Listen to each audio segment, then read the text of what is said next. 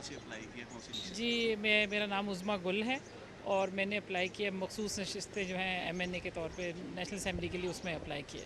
Right. Madam आप ये बताइएगा जो इलेक्शन होने जा रहे हैं, फेयर एंड फ्री इलेक्शन क्या हो पाएँगे? जी, बिल्कुल इंशाल्लाह उम्मीद तो है क्योंकि जिस तरीके से इलेक्शन कमीशन का तरीक़ाकार है, जिस तरह वो कर रहे हैं और जिस तरह स्क्रूटनी का प्लान कर रहे हैं और जिस तरह इवन आज हमारे कागज़ात को देख-देख के जाँच पड़ताल करके ले रहे थे और गाइड कर रहे थे, तो हम काफ़ी उम्मीद है कि इंशाल्लाह फेयर एंड फ्री इलेक्शंस होंगे।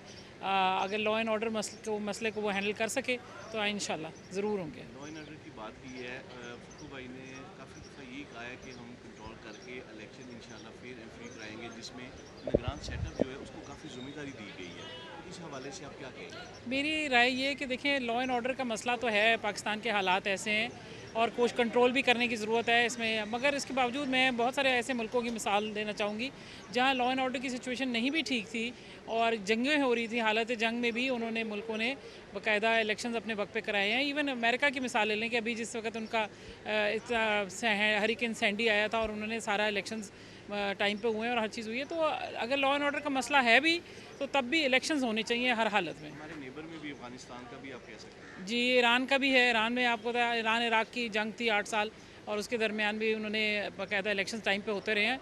तो ये इलेक्शंस मेरा ख़्याल है किसी भी वजह से ना डिले होने चाहिए और ना ही इनको रोकना चाहिए। बल्कि अगर लॉ एंड ऑर्डर की कोशिश की जाए, मगर मुल्क के हालात तो हर वक़्त ख़राब रहते हैं और आगे भी कोई पता नहीं है कि किस तरफ नहज पे जाते हैं। तो मेरा ख़्याल है अगर हमने लॉ एंड ऑर्डर को कंट्रोल करना है तो फेयर एंड फ्री इलेक्शंस ही उसका हल है। आपने फरमाया है कि इलेक्शन मुलतवी नहीं होने चाहिए। क्या ऐसे खदशात अवाम में भी ज़िक्र होता रहता है? तो क्यों ये ऐसे खदशात पाए जाते हैं? इसकी क्या वजूहत हो सकती हैं? असल में वो र्यूमर मॉन्गर्स की भी एक सोच होती है जो बातें फैलाते हैं और करते हैं और हमारी जो है दिल शिकनी करने की भी ख्वाहिश होती है। बहुत सारे लोगों के अपने वेस्टेड इंटरेस्ट होते हैं, मगर मेनली अगर हम इस सारी चीज़ों को अगर देखें तो रॉक बॉटम पे जाके तो पता लगता है कि बेसिकली इलेक्शन मुलतवी करना या डिले करना या लॉ एंड ऑर्डर का बहाना बनाना, ये वेस्टेड इंटरेस्ट का इंटरेस्ट है। अवाम नहीं चाहते, फेयर एंड फ्री इलेक्शन ही हमारे तमाम मसाइल का हल है। सदर ज़रदारी की मौजूदगी में क्या फेयर एंड फ्री इलेक्शन हो पाएँगे? हम दुआ कर सकते हैं इंशाल्लाह, और जिस तरह फ़खरूक भाई वगैरह काम कर रहे हैं तो हम उम्मीद तो इसी पे है, उम्मीद पे दुनिया कायम है, हम भी इसी पे पूरी कौम कायम है।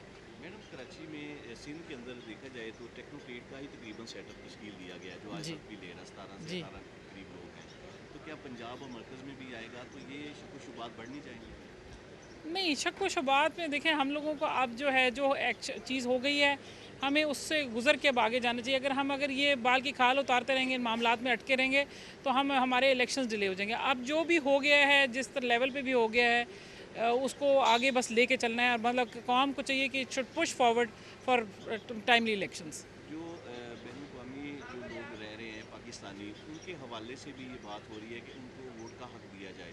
अगर उस प्रोसीजर में हम जाते हैं तो क्या आप समझते हैं उस वजह से भी डिले हो सकता है? नहीं, आई डोंट थिंक सो, क्योंकि अभी बहुत टाइम है और अगर ये क्विकली किया जाए और अगर इंटेंशन हो हमारे इलेक्शन कमीशन की कि सही तरीके से उसको करना है, तो आई थिंक हो जाएगा।